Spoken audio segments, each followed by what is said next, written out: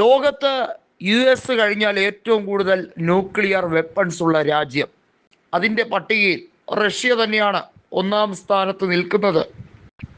Russia Iran ആണവ സഹായങ്ങൾ ചെയ്തു കൊടുത്താൽ അത് ഏറ്റവും വലിയ തലവേദനയാകാൻ പോകുന്നത് അമേരിക്കയ്ക്ക് തന്നെയാണ്. റഷ്യ ശക്തമായി ഒരു പാർട്ട്ണർഷിപ്പാണ് ആഗ്രഹിക്കുന്നത്, അമേരിക്കയെ കൃത്യമായി പാഠം പഠിപ്പിക്കാൻ. അതായത് റഷ്യയും ഇറാനും സമാന രീതിയിലൂടെയാണ് ഇപ്പോൾ കയറ്റുമതിയുമായി ബന്ധപ്പെട്ട പ്രശ്നങ്ങൾ നേരിടുന്നത്. എണ്ണ വ്യാപാരം റഷ്യയ്ക്കും ഇറാനും ഒരുപോലെ സമ്പത്ത് നൽകി കൊടുക്കുന്ന സംരംഭമാണ്. ആ ഓയിൽ ഇൻഡസ്ട്രിയെ തകർക്കാൻ അമേരിക്ക നടത്തുന്ന താരിഫ് നീക്കങ്ങൾ എല്ലാം പൊളിച്ചെടുക്കാൻ കഴിയുന്നുമില്ല. ബ്രിക്സ് രാജ്യങ്ങൾ സ്വന്തമായി നാണയമെടുത്താൽ കറൻസി വിനിമയം ഭൂരിഭാഗം രാജ്യങ്ങളും ഇപ്പോൾ നടത്തുന്ന ഡോളർ സംവിധാനം ഒരുപക്ഷെ മാറിയേക്കാൻ സാധ്യതയുണ്ട് എന്ന വിലയിരുത്തൽ റഷ്യയ്ക്കുണ്ട്. റൂബിളിനെ പിടിച്ചു നിർത്താനും റഷ്യൻ കറൻസിയുടെ ശക്തി വർദ്ധിപ്പിക്കാനും മറ്റ് തന്ത്രങ്ങളാണ് പുടിൻ അവലംബിക്കുന്നത്. ബ്രിക്സ് രാജ്യങ്ങൾക്ക് കുറച്ചുകൂടി ശക്തി പകരുന്ന രീതിയിലുള്ള നടപടികളിലേക്ക് പോവുക.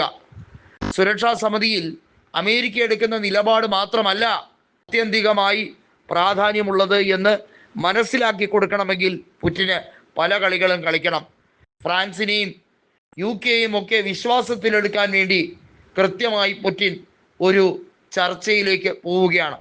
എങ്ങനെയാണോ ഇപ്പോൾ ഏഷ്യൻ രാജ്യങ്ങൾ, പ്രത്യേകിച്ചും അറബ് രാജ്യങ്ങൾ ഇറാന് ജയ് വിളിച്ചുകൊണ്ട് ഇറാന്റെ നടപടിക്രമങ്ങളെ അംഗീകരിച്ചുകൊണ്ട് ഇപ്പോൾ ഉച്ചകോടി ചേർന്ന്, അതുപോലെ റഷ്യയും സമാനമായി ഒരു ഉച്ചകോടി വിളിച്ചു ചേർക്കാൻ താല്പര്യപ്പെടുകയാണ്.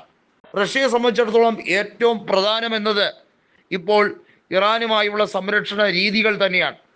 അമേരിക്ക നിലവിൽ യുക്രൈനുമായി ബന്ധപ്പെട്ട വിഷയത്തിൽ ഇടപെടാൻ മടിക്കുന്നത്, അതായത് ആങ്കറേജിൽ വെച്ച്, അലാസ്കയിലെ ആങ്കറേജിൽ വെച്ച് നടത്തിയതിൻ്റെ ബാക്കി പത്രമായി ചർച്ചകൾ പുരോഗമിക്കാൻ കഴിയാത്ത രീതിയിൽ സ്റ്റക്കായി നിൽക്കുന്നത് ഒറ്റ കാരണം കൊണ്ടാണ്. റഷ്യ വളരെ വ്യക്തമായി പറഞ്ഞു, ഫലസ്തീൻ്റെ നടപടിക്രമങ്ങളിൽ നിങ്ങൾ സമാധാനം ഫലസ്തീന് കൊടുക്കുന്നില്ല, നിങ്ങൾ എന്തിനാണ് ഉക്രൈൻ്റെ കാര്യത്തിൽ മുതലക്കണ്ണീർ പൊഴിക്കുന്നത്?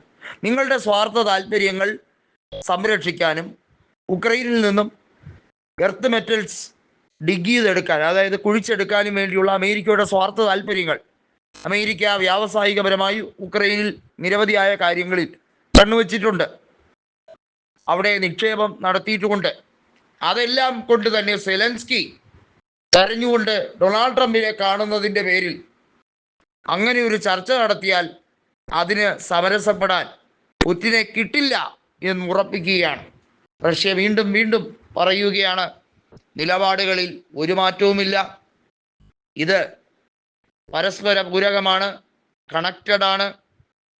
അമേരിക്കയുടെ പിന്തിരിപ്പൻ നയങ്ങൾ റഷ്യയോട് വേണ്ട. റഷ്യയെ ഉപരോധിച്ച് കളഞ്ഞാൽ, റഷ്യയെ പാപ്പരാക്കാമെന്ന് വിചാരിച്ചാൽ അതിന് ബദൽ മാർഗങ്ങൾ പല വഴിക്കുണ്ട് എന്ന് തെളിയിച്ചു കൊണ്ടിരിക്കുന്നു.